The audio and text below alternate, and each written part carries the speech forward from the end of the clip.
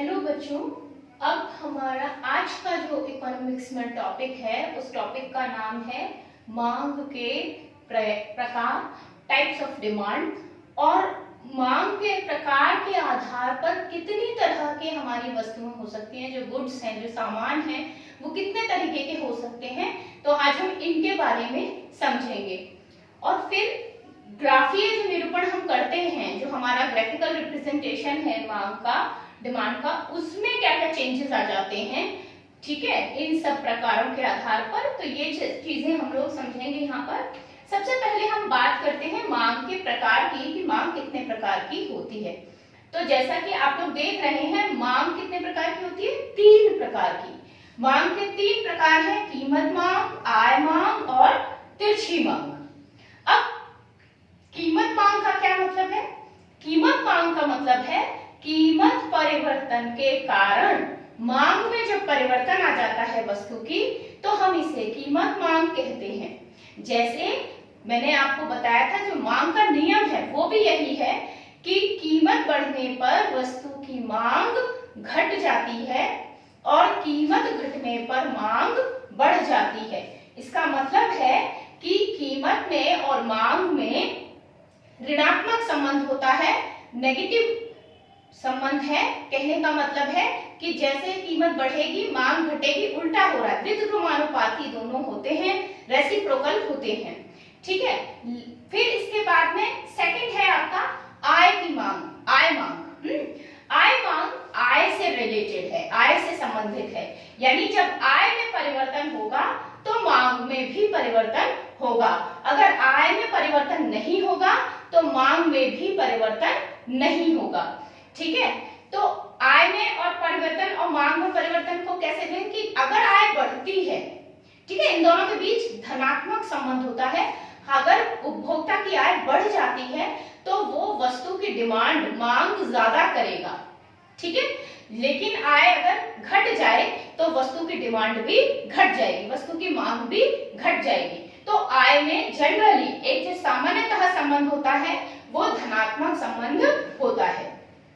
और तीसरा हमारा आता है तिरछी मांग। हमारी तिरछी मांग, डायगोनल जो हमारी डिमांड है वो क्या है कि संबंधित वस्तुओं के मूल्य में परिवर्तन से जब मांग में परिवर्तन होता है। मतलब मैंने आपको पहले भी बताया था, जैसे कार है, पेट्रोल है, ये एक दूसरे के साथ पूरक हैं। तो कहने का मतलब है कि अगर पेट्रोल की कीमत बढ़ती है, ठीक है ना, तो कार की कीमत पर इसका असर आएगा, ठीक है। कार जो पेट्रोल से चलने वाली हैं उनकी कीमत घट जाएगी, ठीक है, क्योंकि पेट्रोल की कीमत बढ़ गई है। तो एक संबंधित वस्तु पर असर आता है, संबंधित वस्तु की मूल्य के परिवर्तन के कारण किसी भी वस्तु के मूल्य पर भी फर्क पड़ता है, उसकी कीमत में भी असर आता है और उसकी मांग में भी असर आता है, ठीक है। तो कार, पेट्रोल की डिमांड, अगर वो पेट्रोल की अगर कीमत बढ़ गई तो जो कार की डिमांड है वो कम हो जाएगी। लोग कार कम खरीदेंगे कि भाई पेट्रोल महंगा हो गया है, तो केवल खरीदना ही थोड़ी है, उसको चलाना भी तो है, तो चलाने के लिए पेट्रोल चाहिए। और पेट्रोल से अगर हम चलाएंगे तो पेट्रोल इतना महंगा है तो कैसे हम लोग कर पाएंगे। तो अगर उसकी आय सीमित है तो वो कार खरीदने में विश्वास नहीं रखेगा, कार नहीं खरीदेगा, ठीक है। इस तरीके से हमारी 3 मांग हो गई, कीमत मांग, आय मांग और तिरछी मांग। अब ये जो हमारी तीनों के नियम मैंने आपको बताए कि कीमत मांग में हमेशा ऋणात्मक संबंध होता है, कीमत बढ़ने पर मांग घटेगी, कीमत बढ़ने पर मांग घटेगी और कीमत घटने पर मांग बढ़ेगी। आय में और मांग में धनात्मक संबंध होता है, आय बढ़ने पर मांग बढ़ेगी, आय घटने पर मांग घटेगी। और तिरछी मांग डिपेंड करती है वस्तुओं पर। तो अब इसके आधार पर हमारी वस्तुएं कितने तरह की हो सकती हैं। सबसे पहले हम बात करते हैं अपनी आय मांग की। आय मांग के आधार पर अगर हम कहें तो हमारी वस्तुएं 2 तरह की होती हैं। मांग के आधार, जब हम आय के आधार पर बात करते हैं तो वस्तुएं 2 तरह की होती हैं। सामान्य वस्तुएं जिनकी मांग आय बढ़ने पर बढ़ जाती है, ठीक है। तो जो वस्तुएं ऐसी हैं जो आय के बढ़ने पर उनकी डिमांड और बढ़ जाएगी, वो ज्यादा खरीदी जाएंगी, वो हमारी सामान्य वस्तुएं कहलाती हैं, ठीक है, जिन्हें हर उपभोक्ता खरीदेगा ही खरीदेगा। बात समझ में आ रही है? कहने का मतलब है कि ये जैसे फॉर एग्जांपल आपके जो खाद्यान्न है, आपके जो फल हैं, फल सब्जियां हैं, जो एक नॉर्मल एक निम्न वर्गीय व्यक्ति होता है, जो निर्धन होता है, गरीब है, वो व्यक्ति की आय कम है, इसलिए वो व्यक्ति गेहूं चावल में ही अपना सारा जो दाल चावल खरीदेगा, गेहूं खरीदेगा, उसी में उसकी आय पूरी लग जाएगी। तो फिर वो अलग से फल, दूध, ठीक है ना, अलग अलग तरह की सब्जियां, ये सब वो नहीं खरीद सकता, ठीक है। लेकिन अगर उस व्यक्ति की आय बढ़ जाए तो फिर वो इन्हें भी खरीदेगा, वो फल भी खरीदेगा, वो दूध भी पिएगा, और जो ड्राई फ्रूट्स हैं, मेवे हैं, वो भी खरीदेगा, ठीक है ना। तो आय बढ़ने पर इन वस्तुओं की डिमांड क्या हो जाएगी, बढ़ जाएगी। तो ये सब वस्तुएं कैसी हैं, सामान्य वस्तुएं हैं। ऐसी सारी वस्तुएं हमारी सामान्य वस्तुओं की श्रेणी में आती हैं। दूसरा आता है हमारा निम्न स्तरीय वस्तुएं, जिनकी मांग आय बढ़ने पर घट जाती है। मांग आय बढ़ने पर घटने का क्या मतलब है कि ऐसी वस्तुओं को हम, जो उपभोक्ता होता है हमारा, वो इन्हें घटिया वस्तु के नाम से भी पुकारता है, ठीक है ना। निम्न स्तरीय वस्तुएं इसलिए उन्हें कहते हैं कि उनकी कीमत कम है। तो जो बड़े लोग हैं, जो धनी लोग हैं, है ना, अमीर लोग हैं, वो लोग उन वस्तुओं को खरीदने में दिलचस्पी नहीं लेते क्योंकि उनकी आय बहुत ज्यादा है। लेकिन जो बेचारा निम्न वर्ग का है, छोटा है, निर्धन है, वो उन वस्तुओं को ही खरीदता है क्योंकि वो उसके बजट में आ जाती है, उसकी आय की सीमा में आ जाती है, ठीक है। लेकिन यदि उसकी आय बढ़ गई तो वो उन वस्तुओं को खरीदेगा नहीं, क्योंकि वो उसकी निगाह में थर्ड क्लास वस्तुएं कहलाएंगी। अब वो ज्यादा महंगी वस्तुएं खरीदेगा। अब मैं जैसे फॉर एग्जांपल आपको मैं एग्जांपल देती हूँ। देखिए, आप देखते हैं कि सड़क के किनारे बहुत सारे लोग अपनी स्टॉल लगाकर बैठे होते हैं। कोई जूते बेच रहा है, कोई शर्ट पैंट बेच रहा है, ठीक है, कपड़े बेच रहा है, तरह तरह के, तो बहुत सारी चीजें, कोई क्रॉकरी का सामान बेच रहा है, बहुत सारी चीजें वहां सड़क के किनारे पर बिक रही होती हैं, ठीक है। उनके मूल्य क्या होते हैं, कम, उनकी कीमत होती है कम, ठीक है। तो उन्हें लेकिन कोई भी धनी व्यक्ति नहीं खरीदता, ठीक है ना। धनी व्यक्ति खरीदने के लिए वही जूता जो उस सड़क पे बिक रहा है, भले वही जूता उसे मार्केट में एक बहुत बढ़िया शोरूम में टंगा हुआ मिले तो वो उसे वहां खरीदना पसंद करेगा उसकी महंगी कीमत पर, लेकिन उसे वहां से नहीं उठाएगा, सड़क से नहीं लेगा, सड़क के किनारे जो लगे हुए हैं उनसे नहीं लेगा। उसको जूता चाहिए, जूता तो काम एक ही है पैर में पहनने का, लेकिन उसे रेड चीफ का जूता चाहिए, उसको वुडलैंड का जूता चाहिए, उसको सड़क के किनारे से एक छोटी शॉप का जूता नहीं चाहिए। तो ये क्यों नहीं चाहिए उसको, क्योंकि वो उसकी निगाह में घटिया वस्तु है, निम्न स्तरीय वस्तु है, क्योंकि उसकी कीमत कम है और उसकी आय ज्यादा है। तो निम्न स्तरीय वस्तुएं कौन सी हैं, वो हैं जिनकी आय बढ़ने पर डिमांड क्या हो जाएगी, कम हो जाएगी। अगर एक निर्धन व्यक्ति है जो सड़क किनारे से उस जूते को खरीद रहा है, अगर उसी की आय बढ़ जाए तो फिर वो इसको नहीं खरीदेगा। अब उसका स्टेटस सिंबल है, अब उसकी प्रतिष्ठा की बात है, तो वो अब मार्केट में बड़ी दुकान से ही जूता खरीदेगा, रेड चीफ ही पहनेगा, ठीक है, क्योंकि ये उसकी प्रतिष्ठा को दिखाएगा। तो निम्न स्तरीय वस्तुएं हो गई, मांग आय बढ़ने पर क्या है, घट जाएगी। तो अब हम अगर सामान्य वस्तुओं को देखें तो सामान्य वस्तुओं का ग्राफ इस तरह से होता है अब हमारी पूरक वस्तुएं, पहले हम पूरक वस्तुएं पढ़ते हैं।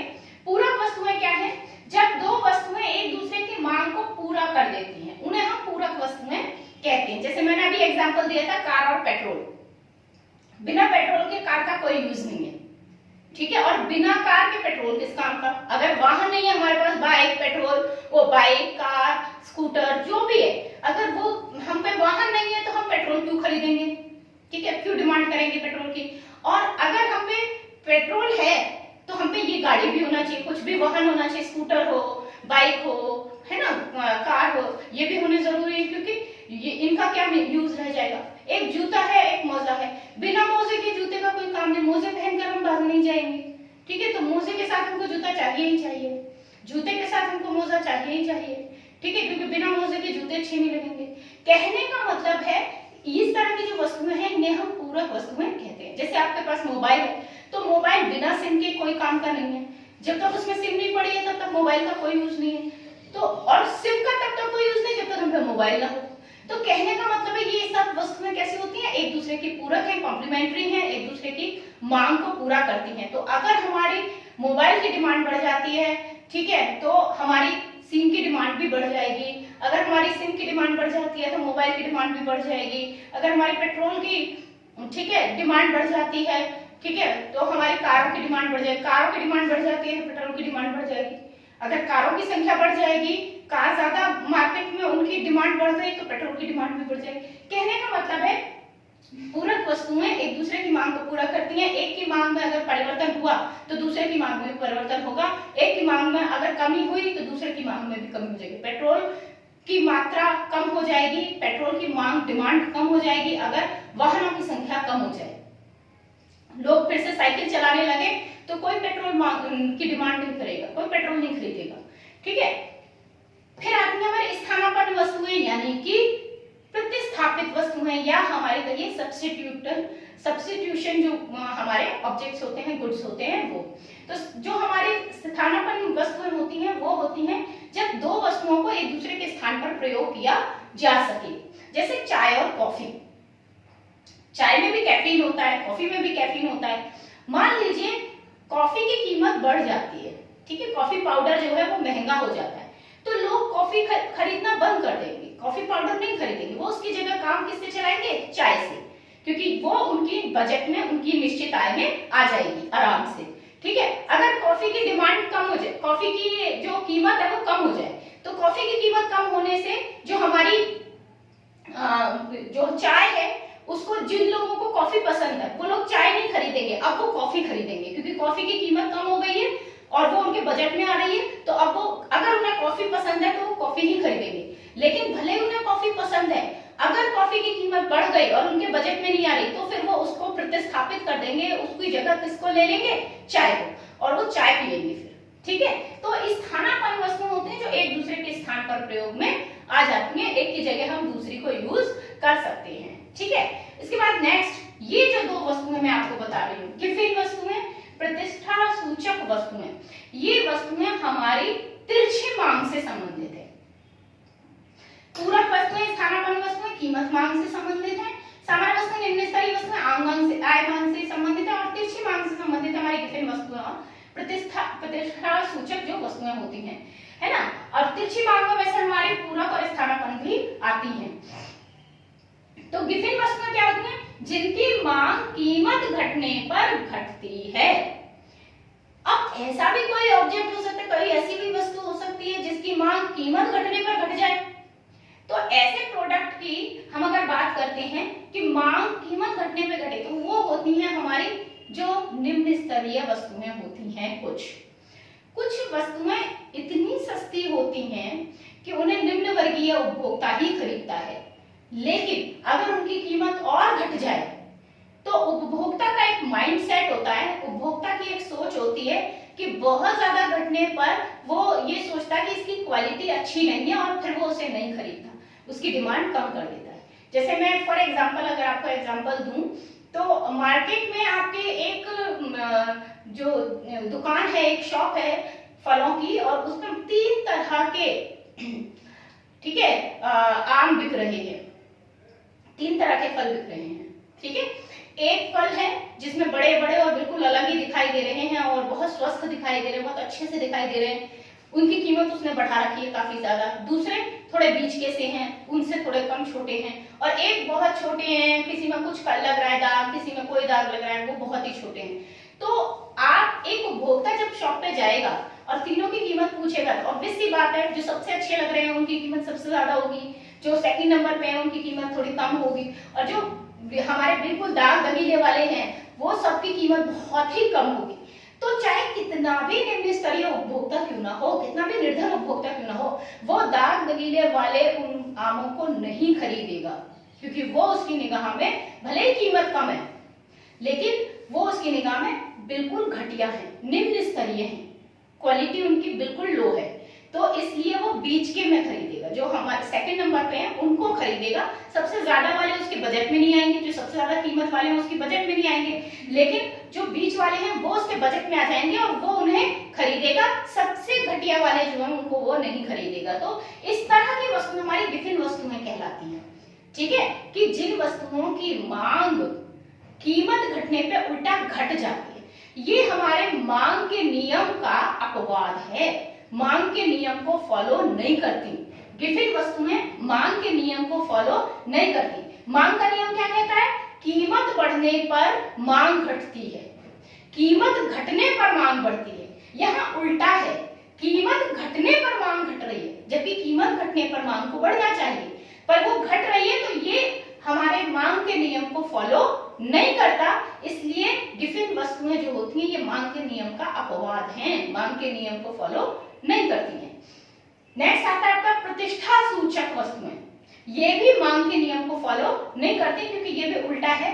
मांग कीमत बढ़ने पर और बढ़ जाती है, कीमत बढ़ने पर और बढ़ जाती है। मतलब मैं इसका एग्जांपल देती हूँ कि जो धनी वर्ग होता है, जो अमीर लोग होते हैं, वो बेटा जो प्रतिष्ठा जिनमें उनकी स्टेटस सिंबल जिनमें उनको अपना लगता है कि इससे मेरा स्टेटस दिखाई देगा, इससे मेरी अमीरियत दिखाई देगी, वो वस्तुएं खरीदना पसंद करते हैं, क्योंकि उनके पास पैसा आता है, आय का स्रोत है, आय अच्छी है, तो वो उन वस्तुओं को खरीदते हैं जो महंगी होती हैं। और वही महंगी वस्तु थोड़ी सी भी सस्ती हो जाए तो फिर वो उसे नहीं खरीदते, क्योंकि वो उनकी निगाह में सामान्य लोगों के लिए है, वो उनके लिए नहीं है वो वस्तु। फॉर एग्जाम्पल, अगर हम आज से बहुत साल पहले की बात करें, तो जब शुरू में स्टील के बर्तन शुरू हुए थे, ठीक है, और तो निम्न वर्गीय लोग स्टील के बर्तन खरीद नहीं सकते थे, उनकी कीमत बहुत ज्यादा थी, उसे केवल धनी वर्ग के लोग ही खरीदते थे, और वो स्टील के बर्तनों का उपयोग करने में अपनी शान समझते थे। उससे पहले वो पीतल के बर्तन इस्तेमाल करते थे। लेकिन जब जैसे जैसे ये बर्तन सामान्य वर्ग के लोग भी खरीदने लगे, तो उनकी निगाह में ये कैसे हो गए? बेकार हो गए, महंगे नहीं रहे, सस्ते हो गए, तो उन्होंने इसकी डिमांड कर दी कम, उसकी मांग हो गई कम स्टील के बर्तनों की। धनी वर्ग के लोगों ने उसकी डिमांड कम कर दी, और जो सामान्य वर्ग के लोग हैं वो उसको ज्यादा खरीदने लगे।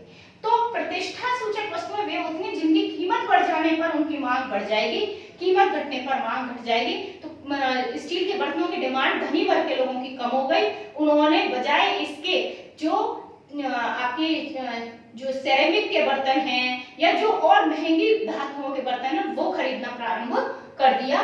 तो ये होती है हमारी प्रतिष्ठा सूचक वस्तुएं। यहाँ ये हो गया आपके मांग के प्रकार। अब जरा एक बात समझ लीजिए कि अगर हमारी कीमत मांग, देखिए अगर कीमत में परिवर्तन होता है तो मांग में किस तरह परिवर्तन होगा कि हमारी कीमत और मात्रा। तो मांग वक्र हमारा ये है, कीमत बढ़ने पर, इसको तो हम वैसे पढ़ चुके हैं, कीमत बढ़ने पर हमारी मांग क्या है? मांग कम हो जाएगी, है ना। तो कीमत अगर हमारी बढ़ती है, ठीक है, जैसे हमारी कीमत पहले है यहाँ पे, ये हमने एक बिंदु ले लिया और ये इधर, ठीक है, ये QX और ये हमारा PX, ठीक है। तो अगर हमारी कीमत बढ़ी तो हमारी मांग घट जाएगी। ये देखिए, जैसे ही हमने कीमत को यहाँ बढ़ाया, कीमत यहाँ से यहाँ ले गए ऊपर, तो हमारी मांग पीछे आ गई है, मांग घटकर पीछे आ गई। समझ में आ गया? तो हमारी मांग घट जाती है जैसे ही हमारी कीमत बढ़ जाती है। तो यहाँ पे PX1 कर दूं अगर मैं, तो QX1 हो गई, ठीक है। अब अगर मैं बात करती हूँ आय मांग की, तो आय मांग में क्या होता है? आय मांग में आपका आय के साथ अगर परिवर्तन देखते हैं, ठीक है, मांग का, तो आय मांग में आय में परिवर्तन के साथ मांग में परिवर्तन हो सकता है। यहाँ कीमत की जगह हमें तब क्या लेना पड़ेगा? आय। तो आय के साथ क्या होगा? धनात्मक संबंध होगा, ठीक है। धनात्मक संबंध का मतलब संबंध ऐसे नहीं होगा, ऐसे होगा। हमारा संबंध कैसे हो जाएगा तब? ऐसे। क्यों?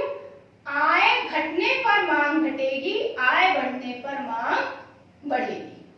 तो जब कम है ये भी वैल्यू, तो ये भी वैल्यू कम है, जब ये वैल्यू ज्यादा है तो ये भी वैल्यू ज्यादा है। तो ये हमारा आय और मात्रा के बीच संबंध होगा, ठीक है। उसके बाद में हमारा आता है तिरछी मांग, संबंधित वस्तुओं के मूल्य में परिवर्तन। संबंधित वस्तुओं के मूल्य में परिवर्तन कैसे होगा हमारा? अगर हमारी मांग आय बढ़ने पर बढ़ती है, ठीक है, तो हमारी मांग ऐसे बढ़ जाएगी आगे, और अगर आय घटती है तो हमारी मांग पीछे चली जाएगी। ये है आय का मांग का घटना और ये है मांग का बढ़ना। मांग बढ़ेगी तो ये ऊपर जाएगी, आय बढ़ी, देखिए आप, आय बढ़ी तो हमारी मांग भी बढ़ गई, आय घटी तो मांग भी घट गई। ठीक है, तो इस तरीके से हम अपनी मांग का ग्राफीय निरूपण भी दिखा सकते हैं। और ये विभिन्न प्रकार की वस्तुएं हैं, इसमें कुछ भी आपको समझ में नहीं आया है तो आप लोग मुझसे क्वेश्चन कर सकते हैं, कमेंट कर सकते हैं। ठीक है, और अगर सब कुछ समझ में आ गया है तो फिर आप इसको मुझे बता दीजिए कि आपको अच्छे से समझ में आ गया है। Thank you for watching.